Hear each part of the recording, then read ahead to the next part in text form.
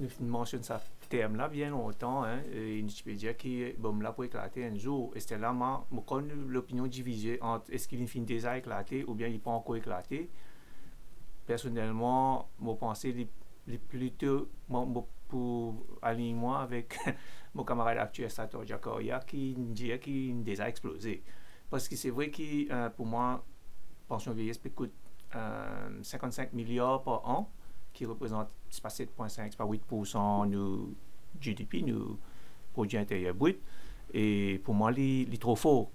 À moins qu'il m'opère quelque chose, mais quand tu commences à réforme justement en 2005, 2004, 2005, là, c'était sur la base qui, une projection à l'époque de 2000 à 2040, sa pension-là, tu coûte 2% du GDP à l'époque, et tu projeté pour tripler par 6%.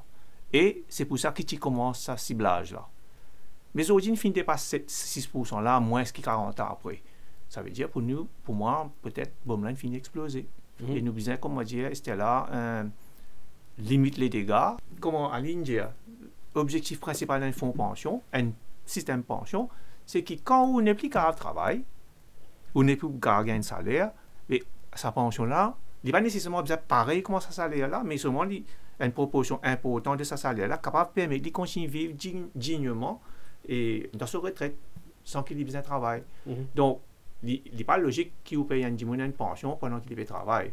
Et en passant, ça fait moi penser à quelque chose aussi, c'est qu'il y a beaucoup de gens qui disent comme ça, je ne remets la question de pension parlementaire.